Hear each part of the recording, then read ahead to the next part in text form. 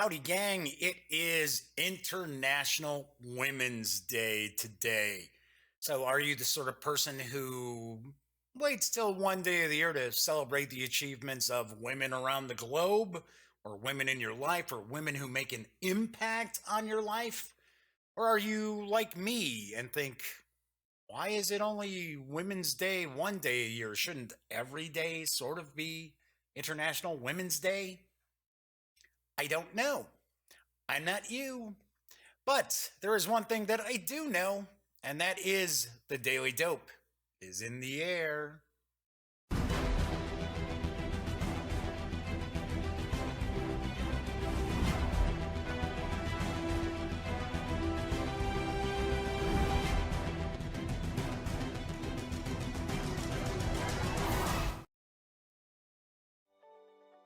Howdy, howdy, howdy, gang. Yes, I am Jeff McAleer back again as your host here at the Daily Dope. I also happen to be the grand poobah of the GamingGang.com. So, welcome aboard if you haven't joined me before. Very casual show. Today, I'm actually going to be reviewing the Savage World of Flash Gordon role-playing game from Pinnacle Entertainment Group. And I've got some news as well to share with you. So I do want to point out that chat is available. It's on Twitch as well as YouTube. It's not on screen, so that's how I kind of keep some of the trolls at bay. So, but if you want to chime in with a question or comment or just want to say hello, by all means, please do. During my review of the Savage World of Flash Gordon, if you have a question or want me to kind of pontificate in a little more detail, feel free to ask. All right, so today is Thursday, March 8th. And I don't know about you, but this week has kind of zipped on by. And that's pretty cool. I'm glad. I'm glad. So interestingly enough, I've got some news pieces. And today is International Women's Day. And of course, as I open the show with, I understand why it's important to mark a particular day to say, hey, you know what? Let's not only recognize the contributions that millions of women throughout history have made towards the betterment of our lives, but also in some ways take a look at some of the challenges that still face many women around the world. So it's very important that I personally think, well, I don't mean it's very important that I personally think that it's very important that we just, especially men, don't only think about these sorts of things on one day of the year. Honestly, I'm not the sort of person who understands the whole concept of misogyny in the first place. Yeah, my brain's not wired that way. I don't click that way. I talk about being old school, but I am certainly not that kind of old school. Anyway, but I will actually, my fifth news piece today, I will kind of comment a little bit about some outrage that's going on. Yeah, I'll get to that in just a bit. But I do have some news, and of course, as I mentioned on yesterday's show, which was Wargame Wednesday, in which I did not have any wargaming news to share, I knew something was going to pop up that I could have used that would have been something of interest to the wargamers watching yesterday. Sure enough, it did, and I will talk about that in just a little bit. So let's jump into the news, shall we? Later this year, Osprey Games is going to expand the survival game, The Lost Expedition, with a new expansion. And I have to say, I'm pretty excited to see this because it's going to bring new, challenging tales. And I've got the dope. The Lost Expedition, The Fountain of Youth, and Other Adventures expands the base game with 4 new modular additions. In The Fountain of Youth and Other Adventures, Francisco de Orellana, I believe it was, and his band of conquistadors traveled deep into the Amazon and were never seen again. Centuries later, unbelievable reports of men clad in ancient armor, armed with swords and arquebus, have surfaced. If the rumors are true, the explorer found the Fountain of Youth and guards it dearly. Other reports have emerged from the area of a mysterious mountain deep in the jungle, pulling planes crashing down from the sky. There are whispers, too, of a dark curse that the locals call only the Mark. They don't call it Mark, as in, hey, it's Mark. They call it the Mark. For those foolhardy enough to still journey into the depths of the continent, they best not travel alone. Of course, this is an expansion to the core game, so of course a copy of the Lost Expedition will be needed to play. I don't have any info about sort of like the final components that are going to be included, but this expansion will feature artwork by Garen Ewing, who did the artwork for the Lost Expedition. Very nice artwork too. The Lost Expedition, the Fountain of Youth and Other Adventures, is for 1 to 5 players, ages 14 and up, plays in around 30 to 50 minutes. The expansion is going to carry an MSRP of $20 when it arrives in September. Boo! I gotta wait till September? Because I actually really enjoyed the Lost Expedition. And Cameron, my nephew, who is part of the gaming gang, he really dug it too, which I was kind of surprised. I didn't think he would dig it as much as he did because we lose a lot.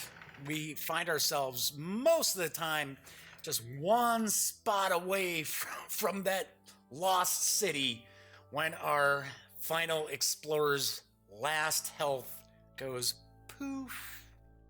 I do want to mention, I believe later on this summer, we will see another,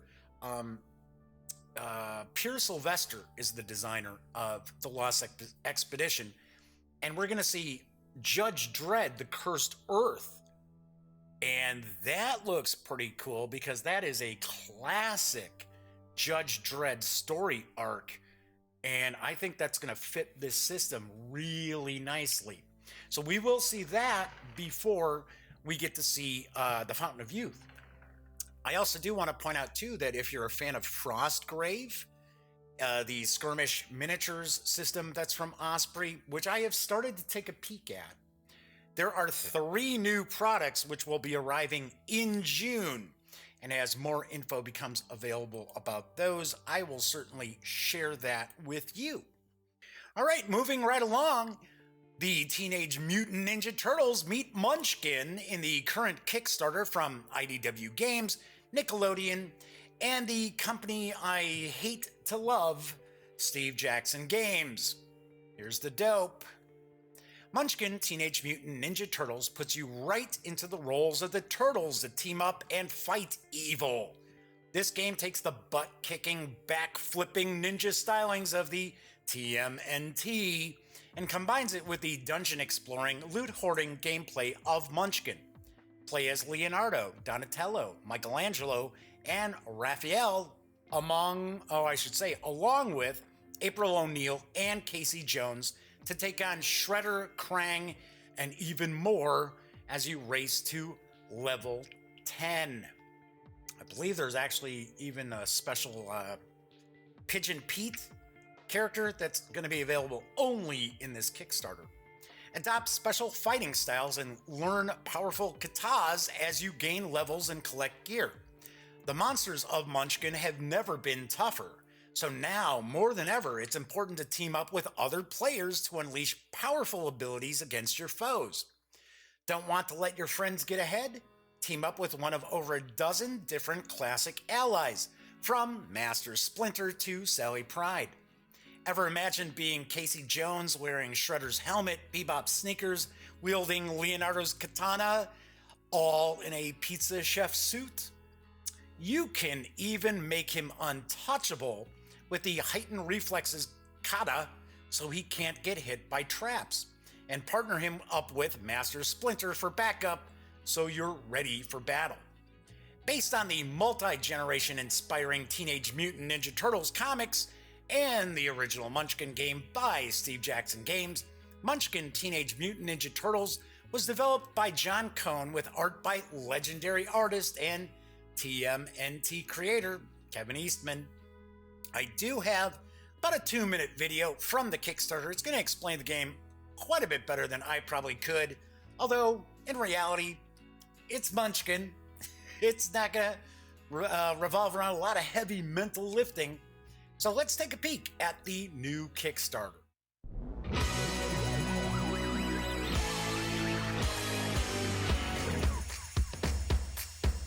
Nickelodeon, Steve Jackson Games, and IDW Games are totally stoked to introduce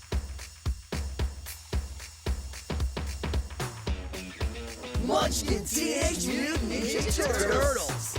Combining the super popular Munchkin card game mechanics with the iconic heroes and villains of Teenage Mutant Ninja Turtles, this edition of Munchkin is sure to leave you shell-shocked with excitement.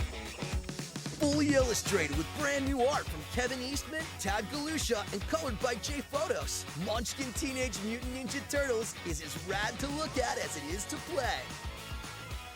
And speaking of play, Munchkin Teenage Mutant Ninja Turtles has you and up to 5 of your friends playing as your favorite turtles, or one of the turtles' favorite buddies, and then equipping loot like weapons, armor, stances, and even allies.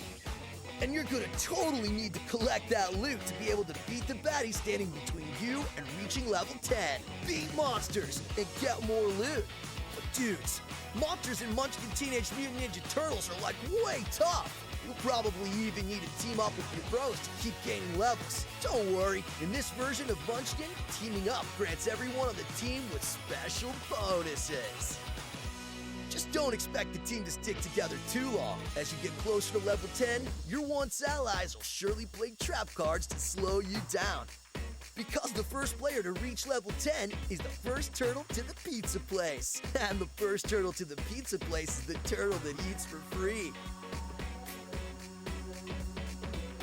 By backing Munchkin Teenage Mutant Ninja Turtles, you're guaranteed Pigeon Pete, which includes his card and standee, and 4 additional alternate hero cards that we'll be revealing during the campaign.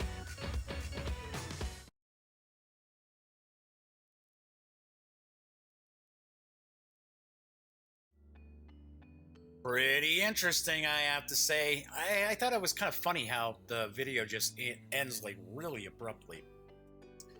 Anywho, Munchkin Teenage Mutant Ninja Turtles is a 168 card standalone game for 3 to 6 players, ages 10 and up, and takes around an hour or 2 to play.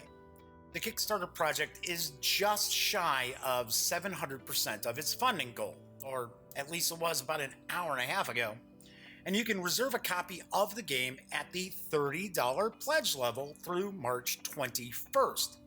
Expected delivery is August of this year, so not that far out. I have to say, I like Munchkin. Okay, granted, it's just a fun game. It's a cool game to just kind of sit down with when you don't want to play something that's going to take a lot of strategy and be too thinky, and an epic game, right? I like playing epic games. But there are times where it's sort of like, you know what, tonight, why don't we try to squeeze in like 4 games of, 4 different games. And a lot of times I'll bust Munchkin out. I get a kick out of it. Of course, granted, there's so much Munchkin stuff out there. I don't have tons of Munchkin. I only have really the deluxe box that came out. But this seems like this would be pretty cool, especially for fans of Teenage Mutant Ninja Turtles. And it's got artwork from Kevin Eastman, so that's pretty sweet as well. And a $30 price tag is about right. I think that's the MSRP for the regular Munchkin Deluxe box. So pretty cool. This is a pretty short Kickstarter. It only runs, I believe there's 13 days left in it. And of course, it's just blown the doors off of its funding goal. So have no fear, it will appear. IDW Games is pretty solid as far as getting their Kickstarters out on time too, from my memory. Although I gotta be honest, I've never played an IDW game. All right, moving right along. Fantasy Flight Games has announced the latest expansion to their Android Netrunner, the card game. And I've got the dope, and it's interesting because it's sort of in a locale that I'm very familiar with. Fused through hard labor and organized crime, the Midwest metropolis of Shiloh, could we be talking about Chicago? Teeters between dream and nightmare. As a megapolis, Shiloh represents infinite opportunities for the souls wandering its streets, but they must always be careful who they cross. Nearly every district of the city is ruled by a different kingpin, each deciding on the laws and liberties provided to his or her loyal servants.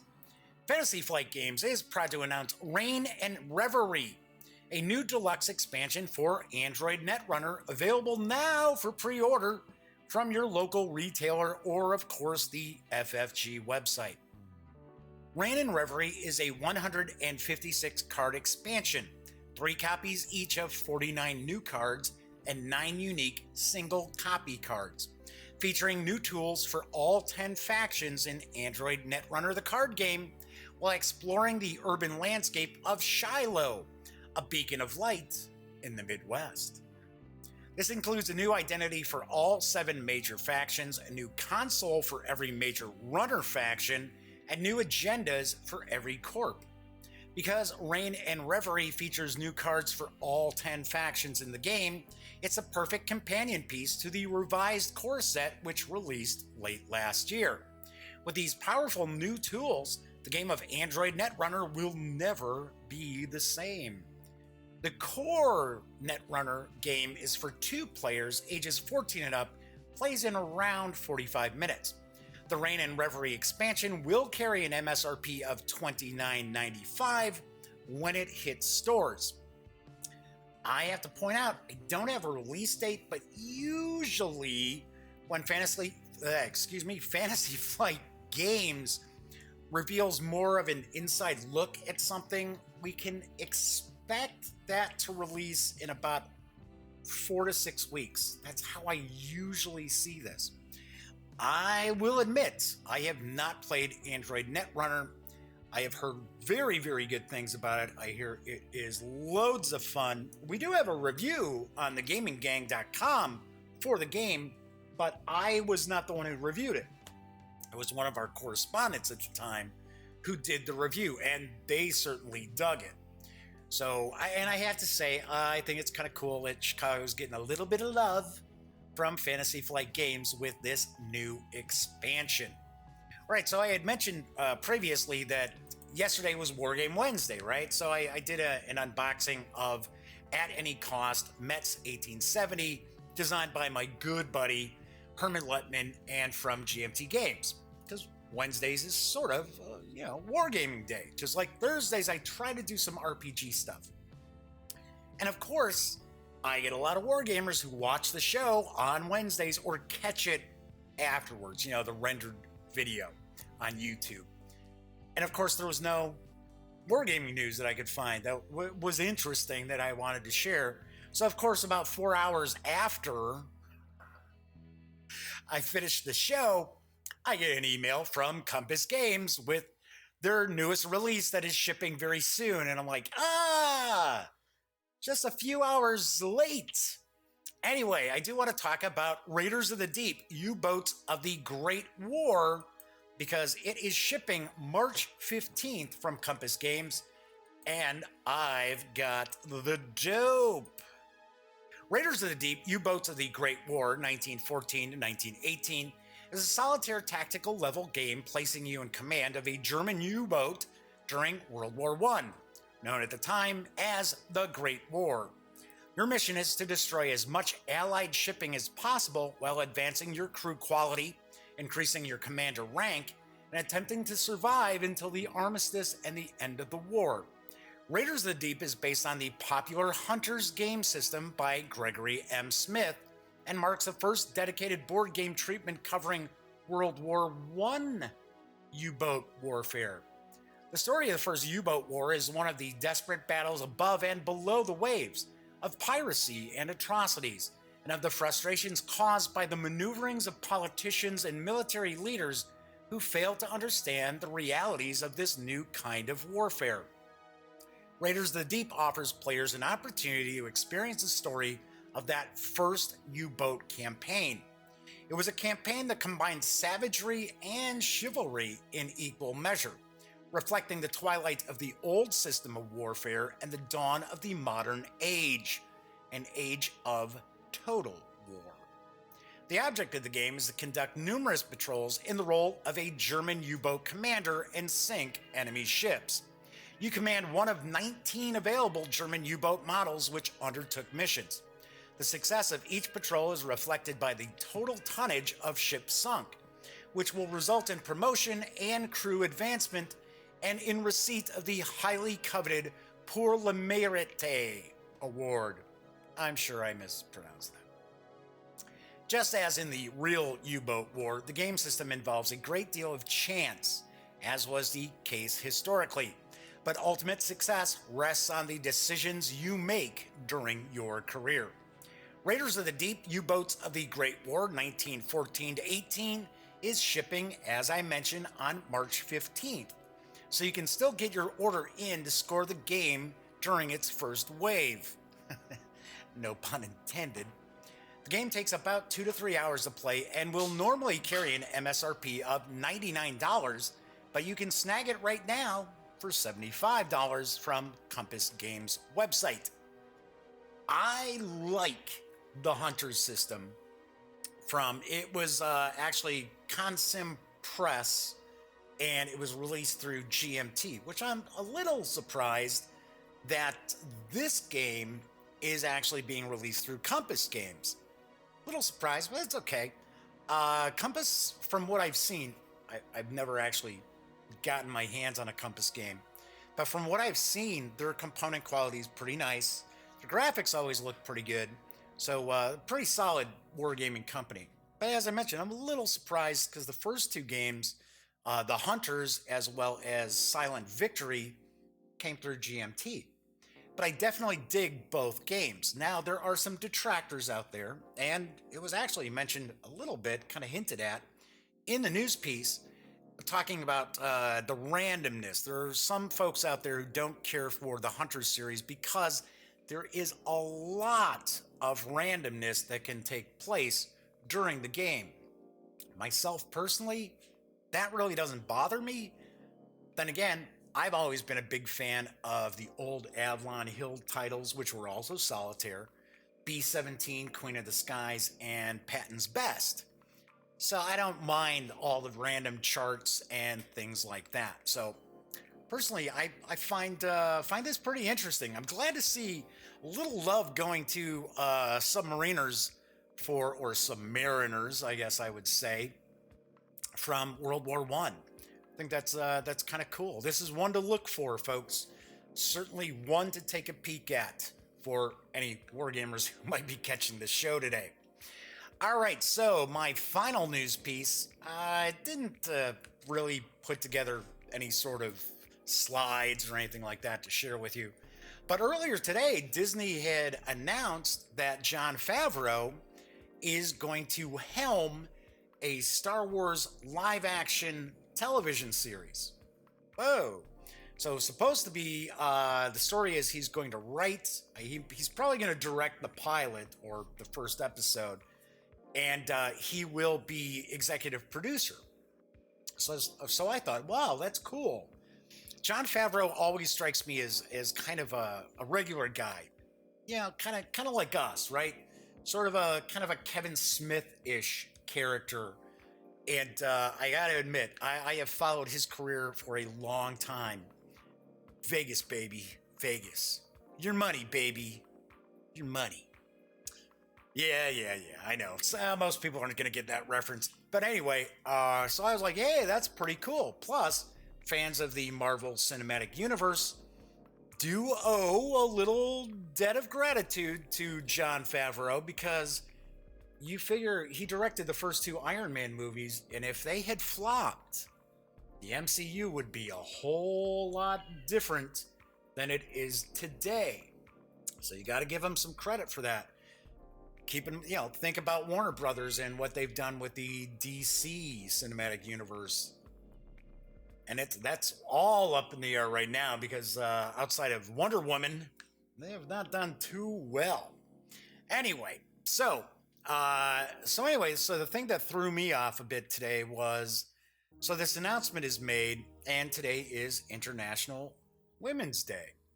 And suddenly I'm hearing all these people are all upset. They're getting all worked up. They're taking their Twitter rage out because Disney decided they were going to announce that, yes, another white man is going to helm a big popular pop culture show. And I mean, people are kind of going nuts. So Hedge Hobbit pops in and says, at this point, how many live action Star Wars shows have they announced? To my knowledge, one. Now, there has been talk for years and years that they were going to do a live action Star Wars series. I only know of one that is currently in the works. So I might be wrong. I mean, it's not as if I just invest myself a lot into what's going on in the Star Wars universe and what's coming up. But I believe this is the one show that they really do have on the schedule. And I don't know where it is going to appear. I don't know if it's going to be ABC. I don't know if Disney's going to hold out and they're going to utilize that for their own streaming channel or I should say online streaming service that they've got planned for 2019. Don't know yet. But anyway, the point I was going to make, I think people were just going way overboard, just getting all riled up about Disney making this announcement today on International Women's Day. And I have to say, there are so many people out there who they seem like they just need to be pissed about something every single day. So I actually tweeted earlier, I said, you know what, if you're pissed off that Disney decided they were going to use, they probably weren't even thinking. It's just bad timing, right? Nobody was thinking. But if you're all pissed off that Disney decided that on International Women's Day, they were going to announce, here's this Whitey McWhite guy who's going to helm another big pop culture show, then you got to take a minute and take a deep breath and really direct your wrath at things that actually affect women on a daily basis, such as domestic abuse or human trafficking. Not get all worked up about some show that you're probably not even going to bother watching in the first place, right? Or if you do, it's not going to be like, wow, my life revolves around that. And it's funny because I find that, and I'm going to try to keep the language family friendly here.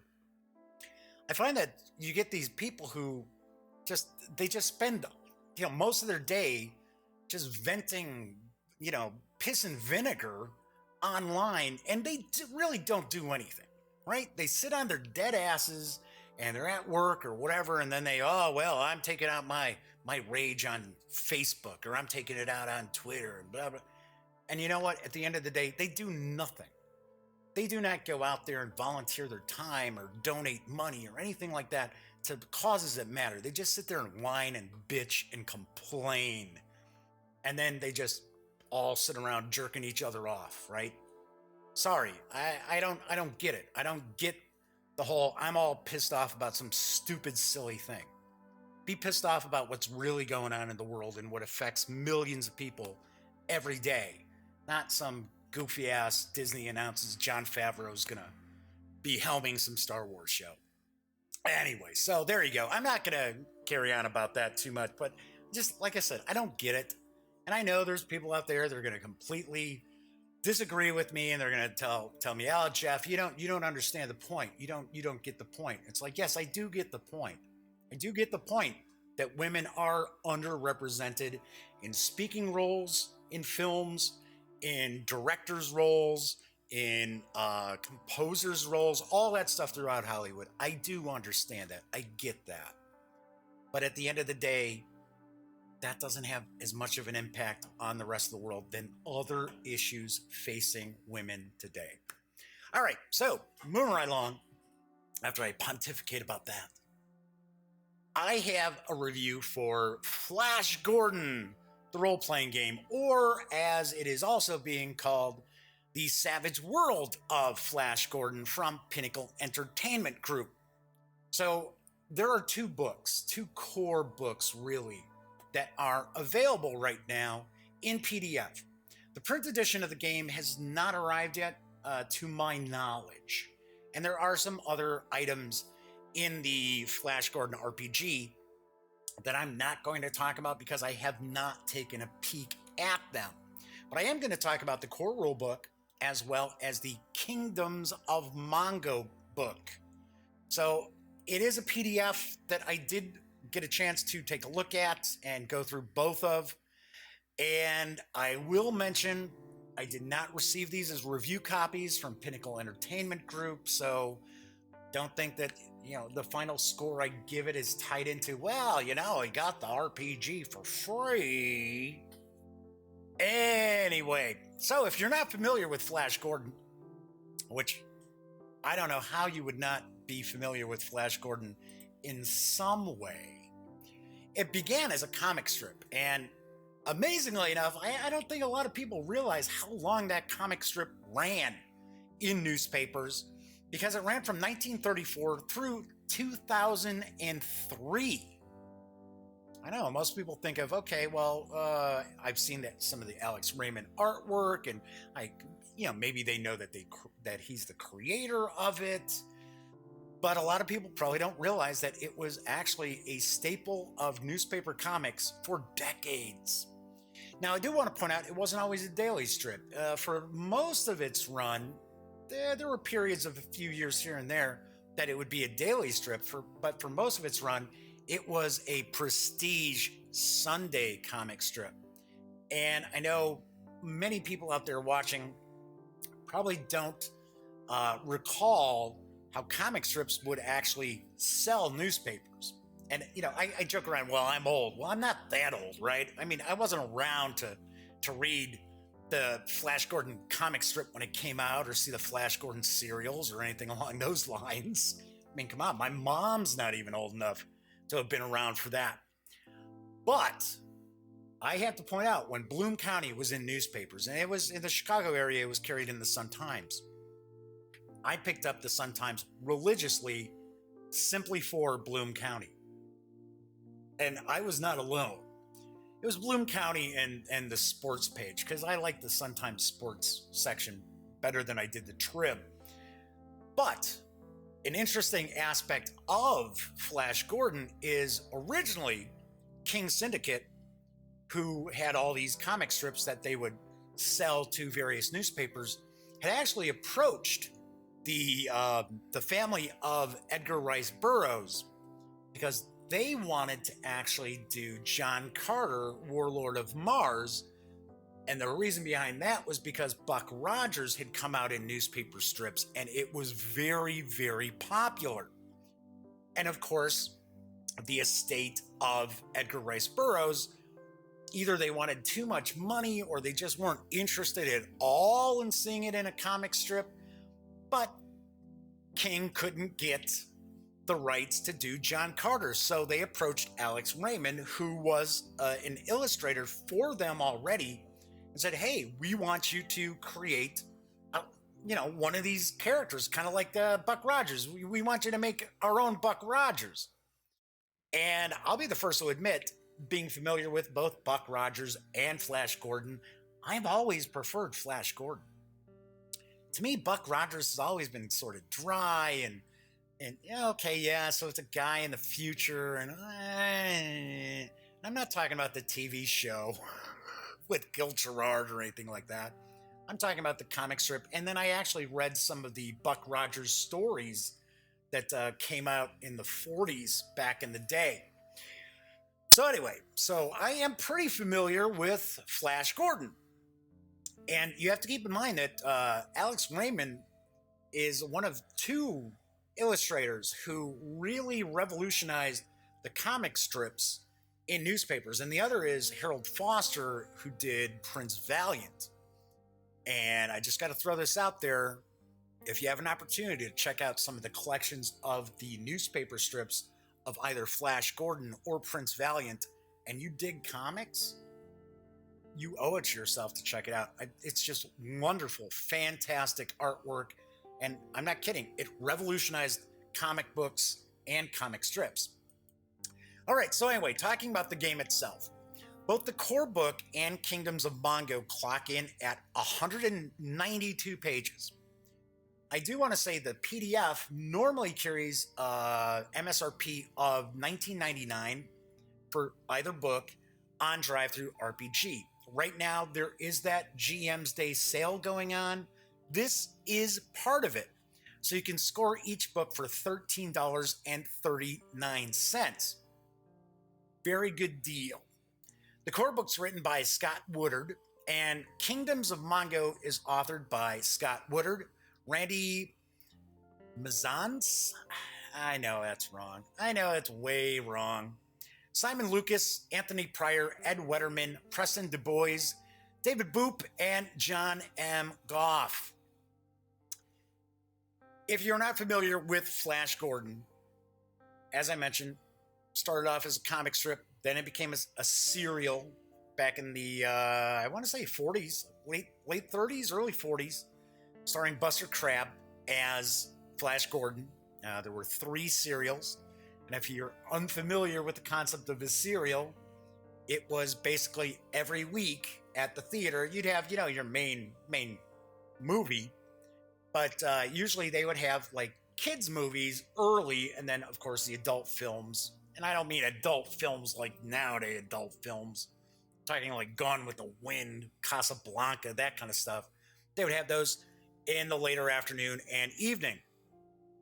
So the serials, what they would do is they would actually have these serials that would be like every Saturday, like a 10-minute, 15-minute film, and they would have a cliffhanger, and then, of course, you had to come back the next weekend to see what happened. So in the original Flash Gordon, Ming the Merciless on the planet Mongo decides he's going to attack the Earth, and he's got Mongo heading right for the Earth. And Dr. Hans Zarkov, who is really kind of an insane character, he is the definition of mad scientist. He creates a rocket ship to go to Mongo, and then he kidnaps Flash Gordon, who Flash Gordon is actually supposed to be a famous polo player. So not like the 1980 film where he's a football player. He's a polo player originally. And he also kidnaps Dale Arden to assist him in trying to stop this planet that's heading right for the Earth. So anyway, so there have been a multitude of different Flash Gordon television shows. As I mentioned, there was the comic strip. You got the 1980 movie, which I have to be honest, I am not a fan of. Sorry, I know a lot of people, it's aged well for them, and I didn't care for the campiness. I thought the special effects were just god awful, and I know it's supposed to be campy. And I'm not going to say anything about Sam Jones. I mean, his acting was wonderful, because even in his 60s, Sam Jones could probably snap me in half. But it is kind of interesting. You get Max von Sydow as Ming, and you get to see a pre-James Bond Timothy Dalton. And Brian Blessed is in it as, what is it? It's Prince Vulcan, one of the Hawkmen. And it's funny. Now, Brian Blessed has been in tons of stuff. He was in the first series of Blackadder. He was in the fantastic Henry V that Kenneth Branagh did. But he's always remembered for his line, "Gordon's alive." I don't know. It's kind of funny. I guess because of the Queen soundtrack and that being in the Flash theme probably has something to do with that as well. But anyway, as I said, I'm a fan of Flash Gordon. I'm pretty familiar with Flash Gordon. I've read some of the collections and so on and so forth. And the way I look at the Flash Gordon role-playing game, or Savage World of Flash Gordon, it's 2 books. You really need to have both books. So you've got the core rule book for Savage Worlds, and of course you need the core rules for Savage Worlds to be able to utilize the core book. And then you've got Kingdoms of Mongo, which goes into a vast amount of detail about the planet and the various kingdoms. That stuff's not in the core book. It's all in the Kingdoms of Mongo. So if you are looking at running something that is Flash Gordon, you gotta really have both of these. That's why I mentioned the sale on Drive-Thru RPG, because you can get them both for like $28. So the core rulebook has, of course, rules for hero creation. I'll be the first to admit, I am not the most well-versed in Savage Worlds. Yes, I have read the core book, but it's not something that I go to. It's not my go-to RPG. So then again, outside of Call of Cthulhu and my kind of kit-bashed fantasy RPG, I can't say any other system is a go-to for me. Now, that doesn't mean they're bad. It just means that they're just not systems that I run. But I am fairly familiar with them. So the core book includes new races, character creation, of course, all different gear, all different vehicles. There's new edges and hindrances. So, and they're all kind of tied into the setting as well. There's kind of a bestiary. There's a cool plot point campaign in it too. And kind of going step by step by step. I thought that was pretty interesting. Honestly, the way I look at what I like about this, the core book as well as the Kingdoms of Mongo, would not be actually to run it as a Savage Worlds game, but to cannibalize all of the information in both books for maybe something a little less crunchy, rules-wise. Say, for an example, like Fate or Hero Quest, something like that. Once again, I'm not knocking Savage Worlds.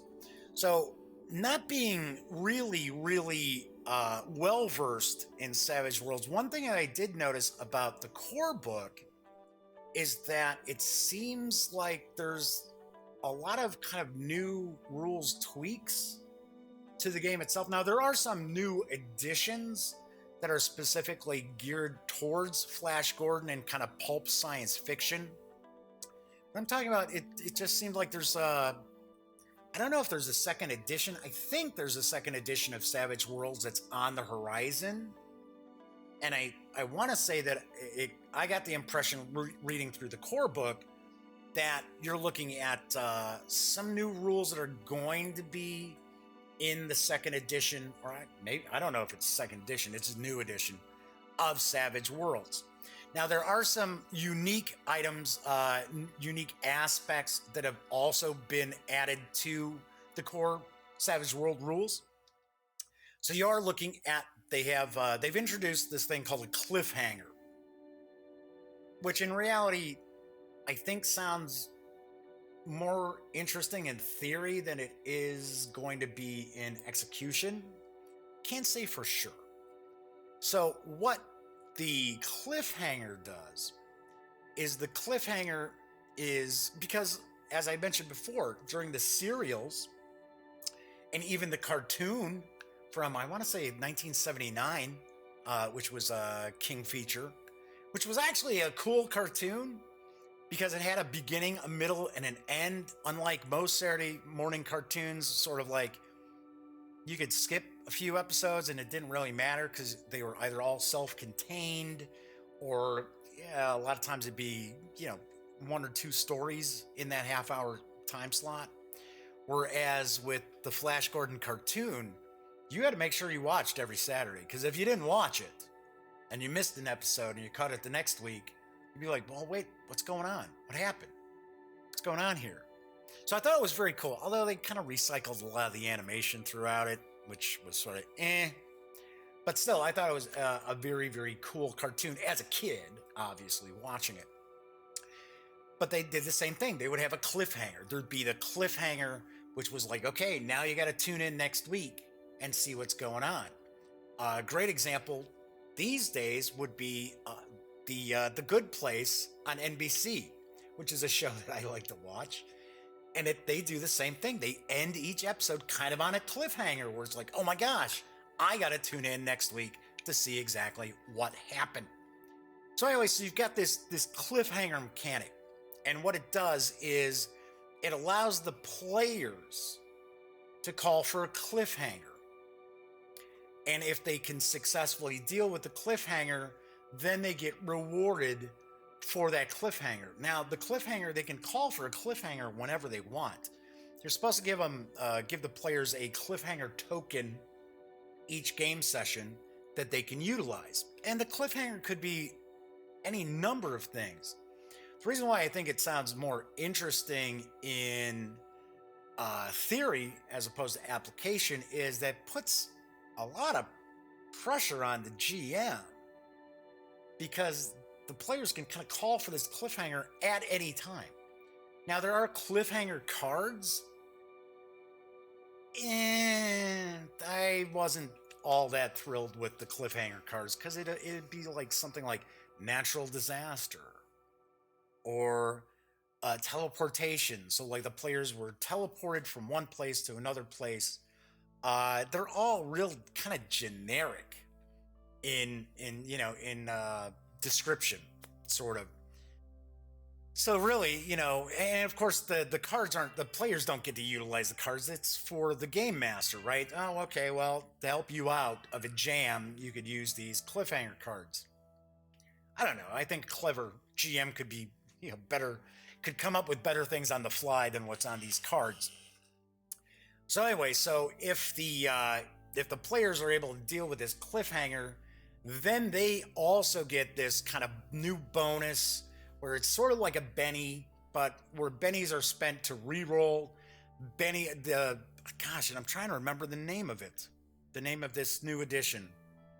Starts with a C too. Like you got cliffhanger and then, I don't know, I'm blanking out. As you can tell, I don't script out. I didn't script out this review. I never script out reviews. So anyway, so the players will get this reward where it allows them to add a die. They can roll an additional die. So it's much more powerful than just a Benny. I don't know. Like I said, I don't know. One thing I do want to point out too, as far as with the core rules, is you are looking at the introduction of romance. Now, they don't go into a ton of detail about including romance in your role-playing game, but the truth is, throughout the history of Flash Gordon, there's, even if you watch the cartoon, the original cartoon, there was another, I think Defenders of the Earth or something like that, that had Flash Gordon and Ming and things like that in it. But the original 79 cartoon, there's romance. You've got the romance between Flash and Dale. You've got the romance between Prince Baron and actually Ming's daughter. So I don't know how well that will go over with some people, because, depending on your maturity level, romance and romantic entanglements can be a little difficult to roleplay. I think it's cool that they included that, and I think it's cool that they point this out. Other thing is really, really cool is there is loads of Alex Raymond art throughout both books. And that's one of the things that I said, if you have any interest in Flash Gordon, take a look at trying to check out some of these collections of the comic strips. I think they're available digitally. I wouldn't be shocked if maybe IDW has collections of them. I'm not sure, but I'm sure somebody has them available because the stories are cool, as well as the artwork and just the framing of everything. Just really, really good stuff. All right, so anyway, so in the core book, you also have, like I said, all the gear, the different vehicles. Now, some people are going to probably think, well, when you see the book and also Kingdoms of Mongo, there isn't like a whole lot of information about like designing your own like starship, your own interplanetary ship. And that's probably going to throw some people off. But if you look at, let's say, the 30s, 40s Flash Gordon, because in the 50s, Flash kind of travels to all different planets and stuff like that. But in the 30s and 40s, really the only interplanetary rocket is Dr. Zarkov's. He invented it. It's the only one. Now, there are flying ships, of course, but they don't travel between planets. Otherwise, Ming would have just sat there and said, okay, well, send my fleet to Earth and destroy the Earth. No, that's not how it works. So I do understand why Pinnacle did not include a bunch of stuff about creating your own interplanetary rocket ships, simply because there's only one. Anyway, but a lot of really, really good stuff in this book. Now, granted, like I said, there's some additions and things like that. Little tweaks to combat. Lot like faster paced, faster healing. Because you got to remember, this is pulpy, right? So, and it's supposed to have cliffhangers. So you might be on the verge of death at the end of one session, and then early in the new session, well, you're in pretty good shape again to go out there and take everybody on. Now, as far as Kingdoms of Mongo, that book is jam-packed with information about the planet and the various different races, the different cultures. They're all at odds with each other. So the whole thing is Ming the Merciless is pretty much this dictator who rules over Mongo. And you've got all these various different factions, different races. You know, you've got the Hawk Men, you've got the Lion Men, you've got the Shark Men. Yeah, Shark Men. All these various different factions who are all pretty much under the heel of Ming. And the premise of Flash Gordon is that Flash and Dale and Dr. Zarkov arrive on Mongo, and they're able to lead a revolution against Ming, and they overthrow Ming, and Prince Baron eventually becomes the ruler. But it becomes like a council, but he's kind of the head. But anyway, so the Kingdoms of Mongo is just loaded with monsters and locations and story nuggets. It is really, really cool. It is jam-packed with goodies. And once again, as I mentioned, I find Flash Gordon for myself is much more appealing as a source book that I would be able to just, cannibalize stuff, steal stuff out of. Good game masters, good dungeon masters, keepers, whatever you want to call them, we're always taking things from different systems. We don't just sit there and run a game like exactly how it's written in the rules. Well, unless you want to, do a live stream with friends or try to get popular and famous that way. But most game masters, we just cannibalize and steal and kit bash things all together. So, as I said, I actually really dig the Savage World of Flash Gordon. Now, there are a few things that, if you're familiar with Flash Gordon, gotta kind of float out there that you gotta kind of take into account.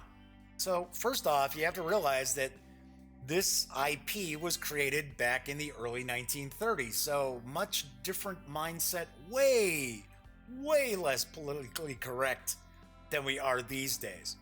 So as an example, Ming is portrayed as an Asian.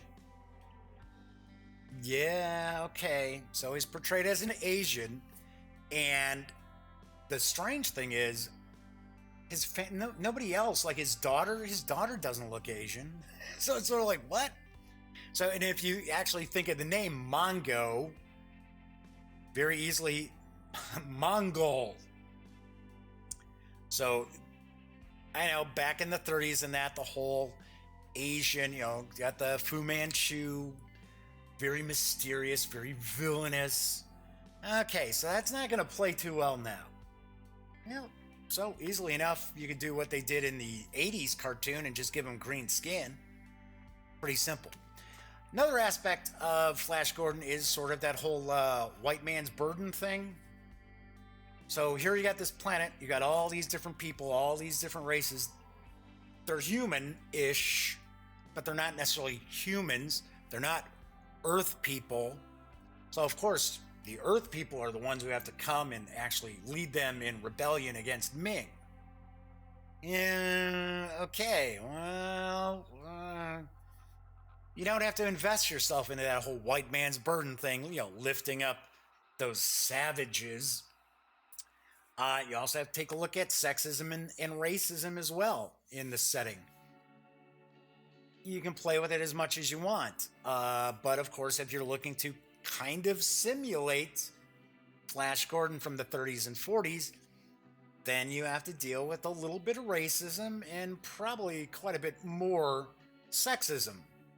But the cool thing about it is, yes, granted, you're getting all this great classic Alex Raymond artwork, all these classic stories, storylines. Doesn't mean that's how you have to run it.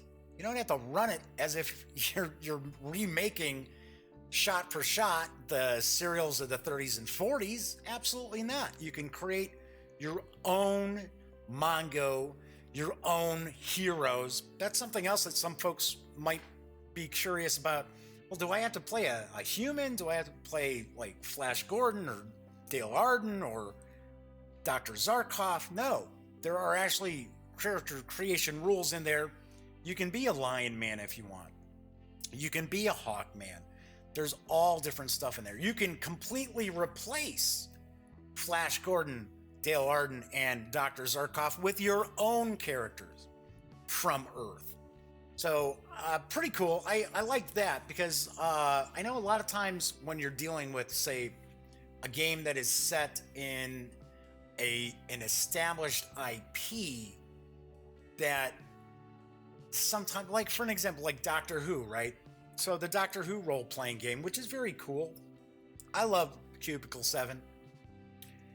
But it's a little tough where it's sort of like, okay, so one player's going to be the Doctor and then the other players are the companions, or does the Doctor exist as an NPC and you're companions, or do you work for some sort of time agency? A lot of times, games that are set in an IP, the characters kind of take a back seat to the main characters of the stories, the TV show, movies, comics, books, what have you. That's not the case here. So I thought that was very, very cool too. Price-wise, right now, being able to get each book for, $13.60 some cents, I think is a really good deal. You can get both of because I think the Kingdoms of Mongo book is a core book. I don't really see you picking up just the role-playing game core book. You really do need, especially if you're the GM, right? You really do need the Kingdoms of Mongo book. So I think right now, with them on sale, to get them both for about, actually it comes out to like $33. I don't know why I said $28. Come out to about $33. That's a really good deal. Normally they're $19.99. $40 for 384 pages of mainly useful information. Not too bad. Now, when they come out in print, I don't know, because I remember when I talked about the Kickstarter, they had sort of like this box set, and it was going to retail for $190. And I thought, oh, wow, I don't know, $190? I believe the two books in print are probably going to run somewhere between $40 and $50 each. I don't know. Price-wise is a little iffy. 192 pages for $50. If it's 50, I don't know. I think it's a little high. But in PDF, I think it's a sweet deal. Even at $20 for the PDFs, there's loads and loads that you can use. And as I said before, you don't necessarily have to utilize Savage Worlds for the game. There is tons of stuff you can just take right from that and plug into your own fairly agnostic system. Not so crunchy. Now I can't say, oh yeah, grab it. Now you can port everything on into, say, Starfinder. No, absolutely not. It's going to be way, way beyond what you want to invest your time into doing. So overall, I do give the Savage World of Flash Gordon's both books combined a score of 8.2 out of 10. I do find like the cliffhanger mechanic to be sort of I don't like putting that kind of power in the hands of my players. Plus, I also have to look at, as the GM, and then suddenly your players go, yeah, we want a cliffhanger. And you're in the middle of something that you've plotted out, and now you have to come up with a cliffhanger right off the top of your head that's going to be somewhatly entertaining, and then try to get players back on the track that you've got. I don't know. Anyway, so that is what I think. I love the artwork. I love the presentation. I think Pinnacle Entertainment has done a really, really fine job. I don't think anything in the mechanically is reinventing the wheel or anything like that. But I just think the background, the supplemental material for Flash Gordon makes it well worth the purchase. All right, so that is it for today's show. Tomorrow, it's Family Fun Friday. So I am going to review Sakura from Osprey Games, designed by Reiner Knizia. This just came out a couple of weeks ago, I think. 2-3 weeks ago, tops. Next week, I'm still working on a few things. I don't know what I've got cooking. I might have something pop up in the mail. Might be something sitting there right now that I'm going to take a look at. But I will be reviewing Sakura tomorrow, and then I'm also going to share a preview of a Kickstarter. It's gaming related, but it is not a game, but it is pretty cool. So hopefully you'll join me to check that out. Remember, if you are not watching The Daily Dope, be sure to be swinging over to thegaminggang.com for the latest in gaming news, reviews, comics, movies, TV. Come on, by now you know the drill. Get your geek on at thegaminggang.com. Once again, I'm Jeff McLear. I will be back tomorrow. So until then, thank you so much for watching and enjoy the rest of your Thursday.